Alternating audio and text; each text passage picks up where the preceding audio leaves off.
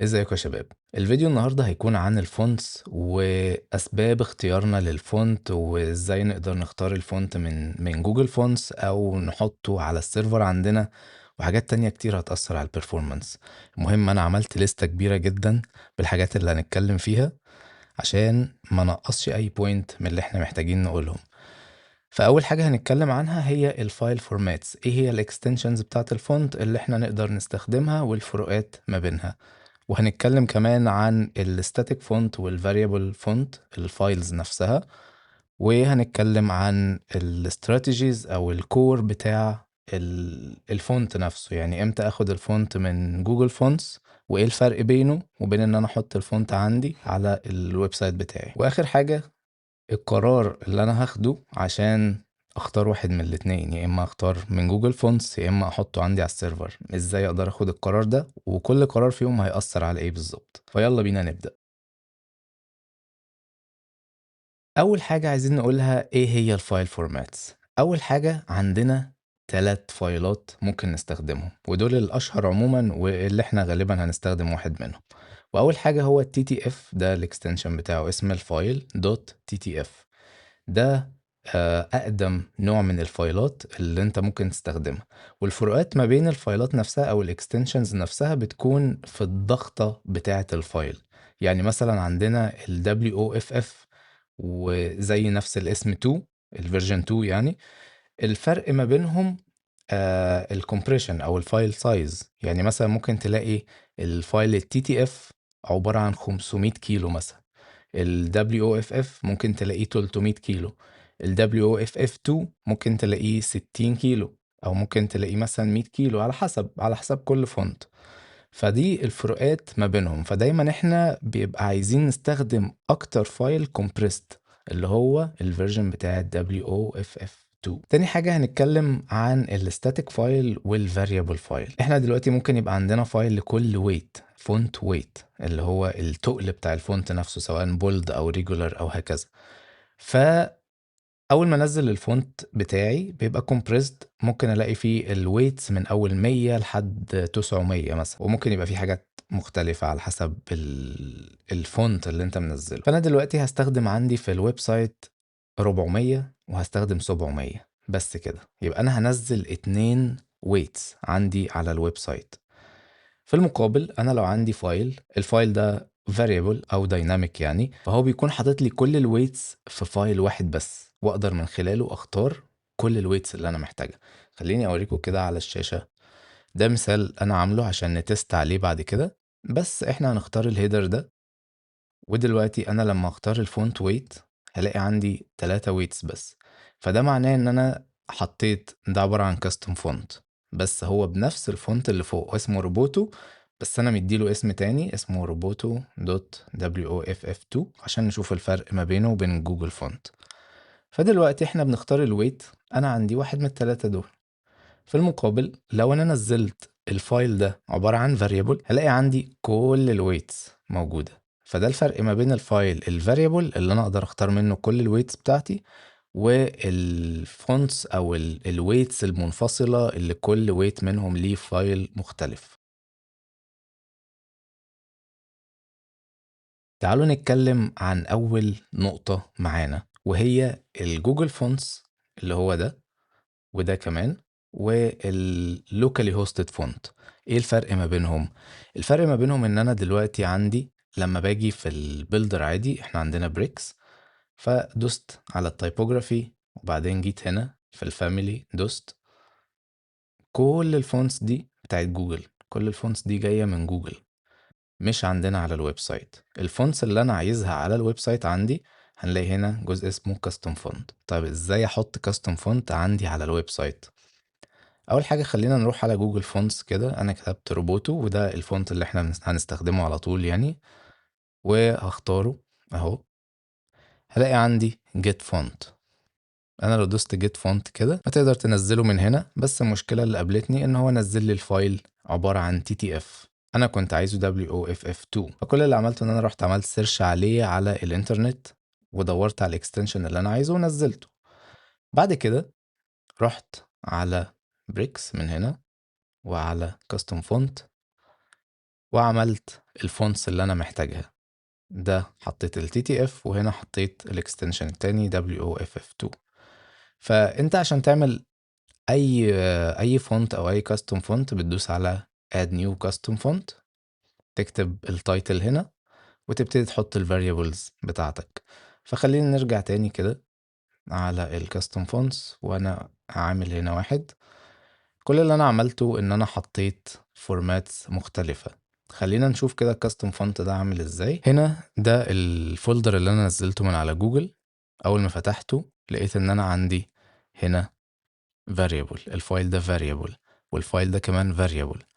فلو احنا خليناهم ليست كده عشان نعرف نقرا، ده الايتاليك وده الفاريبل العادي اللي هو الحروف بتاعته عدلة مش ايتاليك اللي هي المايلة. فاقدر انزل ده وينزل لي كل الويتس بتاعة الفونت.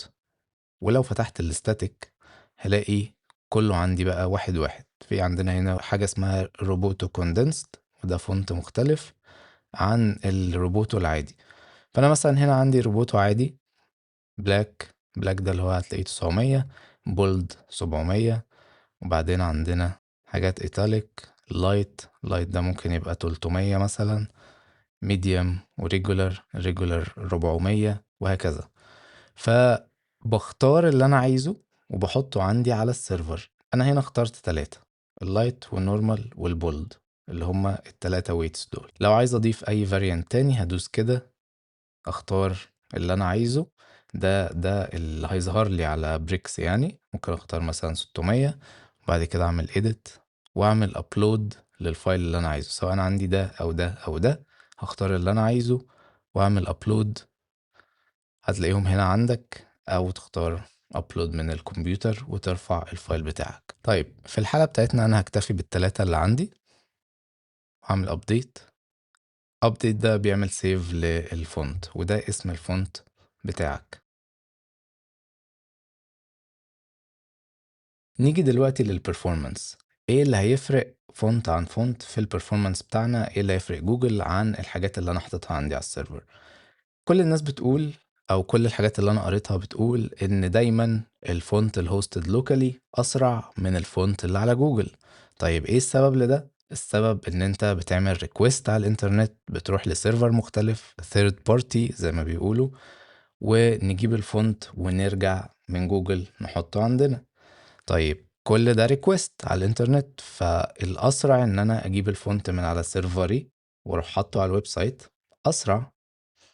ده كله theoretically تمام، والموضوع ده هيبقى حلو جدا لو انت السيرفر عندك سريع جدا واحسن من سيرفرات جوجل. تمام.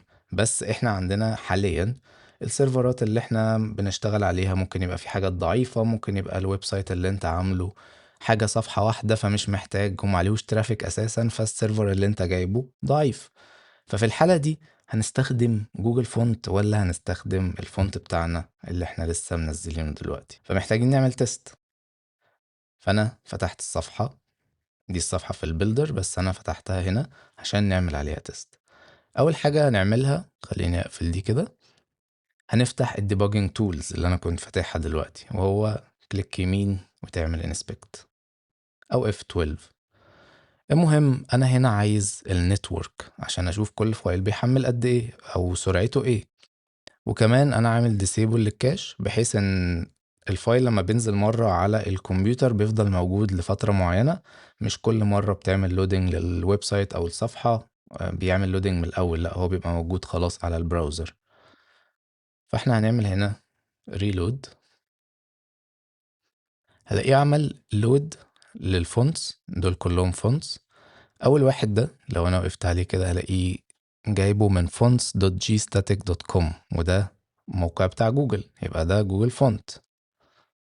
طيب ده اتعمل له داونلود في 71 ملي سكند، واصلا حجمه كان 34 كيلو.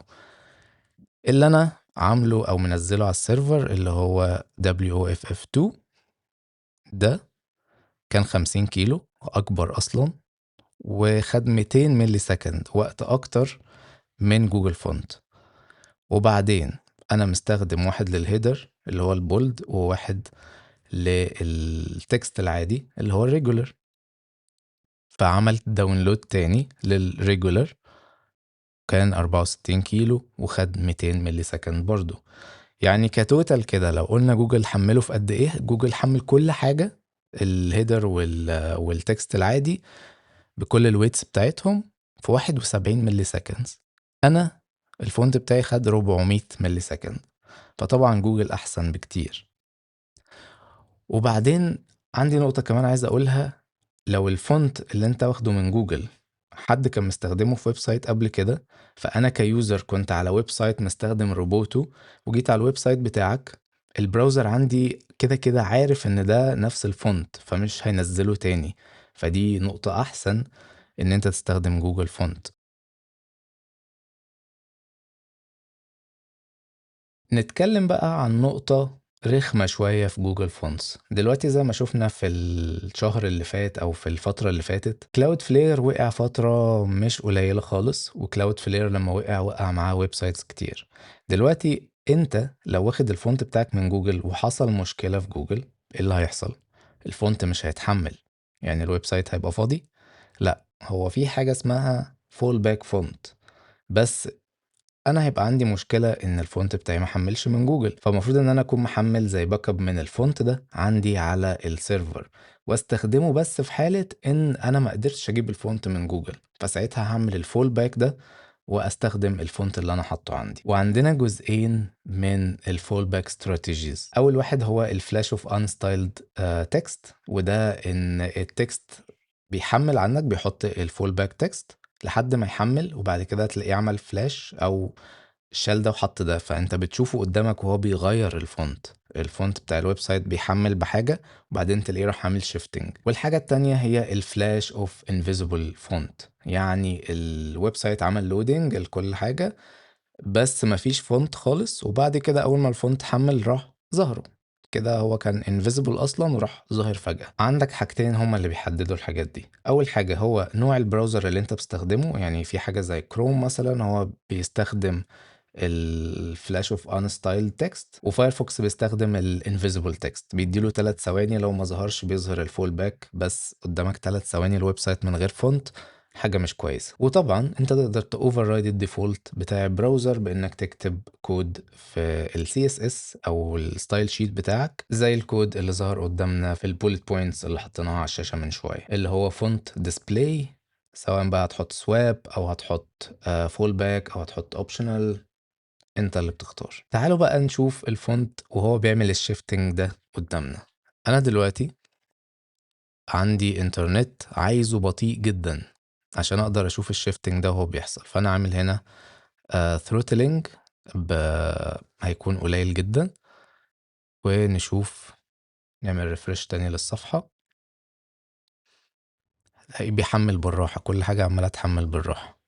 بص الصفحة لسه بتحمل، كل ده بينزل سكريبتس، والمفروض دلوقتي هينزل الفونتس بتاعتنا، بس هو عنده سكريبت هنا كبير شوية تقريبا. ادي ابتدى دخل على الفونت. هنا ركزوا في الفونت كده، فونت مختلف مش روبوتو، فهو اول ما يحمل الفونت هتلاقي الفونت ده اتغير، وده كمان اتغير اهو. ده كده عمل الشيفت اللي احنا بنقول عليه او فلاش. فانا كان عندي فونت مختلف، واول ما حمل راح مغير الفونت بالفونت التاني. طيب عندنا نقطتين مهمين جدا في الحتة دي. اول جزء، انا لو زي ما شفنا كده الانترنت كان بطيء شوية عند اليوزر بتاعي، فشاف اللي بيحصل ده واللودينج بتاع الفول باك، وبعدين لودينج تاني بتاع الفونت بتاعي الاساسي.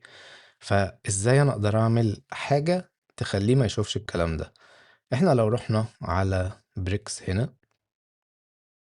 في السيتنجز، نروح على البرفورمانس وننزل على preload الكاستم فونتس. طبعا دي للكاستم فونتس، فاحنا هنعمل لها كده، مش لجوجل فونتس، للكاستم فونتس بس. فان احنا عملنا بريلود للفونت دي، المفروض ان هي تخلينا نقدر نحمل الفونت في الاول عشان نتفادى الحتة بتاعت الشيفتنج دي. فهو هنا هنلاقيه عمل عندنا لودنج الاول للفونتس، بس بما ان الانترنت بطيء جدا احنا عاملين throttling جامد، فممكن يفضل pending عشان هو اتقل من بقية الفايلات. يعني مثلا في فايلات هنا اللي هي done 0.6 كيلو بايت، فحاجة صغيرة جدا. بس في العادي او في الانترنت العادي من اول ال 3G حتى اللي هو البطيء، المفروض ان الفونت هيتحمل قبل ما الصفحة تتحمل، فتتفادى حتة الشيفتنج دي. يعني احنا لو شلنا الثروتلينج، خلينا مثلا slow 4G وعملنا refresh، هنا الشيفتنج كانت صغيرة شوية. الجزئية التانية اللي احنا محتاجين ناخد بالنا منها هي الفول باك. انا عايز اوريكم الفول باك دلوقتي. خلينا نعمل بقى النت عادي كده، وعايزين نشوف الفونت ده اسمه روبوتو، يعني ده اللي جاي من جوجل، وده كمان ده ووف 2 وده 2 برضو. فده اللي هو جاي من الكاستم فونت بتاعي. طيب انا عايز اعمل بلوك للفونت بتاع جوجل عشان ما يعملش لودنج، فانا هعمل له من هنا في النتورك ريكوست، انا كنت حاطه قبل كده، هعمل له بلوك عشان يعمل فيل. وتعالوا تاني نشوف ايه اللي هيحصل. دلوقتي جوجل بيحاول ينزل الفونت بتاعه من كذا سيرفر، فده يقولك ان جوجل بيحاول او عنده سيرفرات كتير جدا، ففرصة ان سيرفر منهم حصل له حاجة او حاجة زي كده ضئيلة جدا. فشوف هو حاول كم مرة في سيرفرات مختلفة، فشل ان هو ينزله، وفي الاخر ايه اللي حصل؟ تعالوا نشوف. الفونت ده بقى الكاستم فونت بتاعي، وده كمان وده كمان وده كمان، لان دول اصلا كده كده على السيرفر بتاعي. طيب ازاي عملنا الجزئية بتاعت الفول باك؟ ولما جوجل حصل له الايرور ده وما نزلش الفونت، ازاي رحنا فول باك للي موجود عندنا على السيرفر؟ اولا لاني انا بستخدم كذا فونت، هنعتبر ان الروبوتو العادي والروبوتو الكاستوم اللي انا منزله دول فونتين مختلفين، فاضطريت ان انا اكتبه في كل element. يعني احنا مثلا دخلنا على element دي، رحت على ال CSS، قلت ان الفونت فاميلي اللي انا عايزه هو روبوتو وده بتاع جوجل، وهحط الفونت التاني بتاعي اللي هو الكاستوم، وكمان ده فونت من على الكمبيوتر نفسه، لو حصل فيلير للاتنين دول يعمل فول باك للتالت، وهكذا ممكن تزود اللي انت عايزه. واخر حتة في البرفورمانس عايز اقولها هي زي ما احنا شفنا هنا كده، احنا دلوقتي عملنا لودنج لاتنين فونت علشان انا بستخدم تو ويتس. فانت لو بتستخدم كذا ويت على الويب سايت هتفضل تحمل في فايلات اكتر، لو بتستخدم كذا فونت هتفضل تحمل في فايلات اكتر. فدايما خلي بالك ما تستخدمش اكتر من اتنين فونتس مختلفين على الويب سايت، لان كل ده عامل بالظبط زي الصور، كأنك بتحمل صور على الويب سايت، كل فايل ليه الويت بتاعه، ليه السايز يعني بتاعه. فلازم ما نستهونش بالفونت وباللودنج بتاعها عشان بتأثر جامد على البرفورمانس. نيجي لجزئية نختار ازاي الفونت اللي احنا عايزينه. انا برشح جوجل فونتس لو السيرفر بتاعك مش قوي او ما عندكش CDN كويسة، تهوست الفايل ده وتحمله بسرعة على البراوزرز بتاعت اليوزرز بتوعك. ما رشحش جوجل فونتس امتى؟ في حالة واحدة بس، لان بعد ما عملت التست وشفت قد ايه هو اسرع بكتير من اللوكالي هوستد فونتس، فهي حالة واحدة بس فعلا اللي مش هرشحه فيها، وهي انك يكون الويب سايت بتاعك موجود في اوروبا، لان هم في حاجه اسمها GDPR، يعني الخصوصيه بتاعت اليوزر بتاعك المفروض ما تطلعش بره المكان ده او بره الويب سايت بتاعك، ما تعملهاش شيرنج مع حد. فباستخدامك جوجل فونتس انت بترسل IP بتاع اليوزر على السيرفرات بتاعت جوجل، فده هما بيعتبروه اختراق للخصوصيه، وما ينفعش تعمل كده في ويب سايت هوستد او شغال في اوروبا. فده ببساطة كده سريعا ازاي ان انت تختار او تاخد القرار بالفونت اللي انت تستخدمه. وطبعا الحاجة الواضحة جدا يعني ان انت لو ما لقيتش الفونت بتاعك في جوجل فونتس هتضطر ان انت تنزل حاجة كاستم. بس كده، قرار بسيط جدا ما فيهوش اي لعبك. واخيرا اتمنى الفيديو يكون مفيد، هو كان طويل شوية بس كانت حاجات مهمة جدا لازم نعرفها عن الفونتس وازاي نقدر نستخدمها. اشوفكم الفيديو الجاي.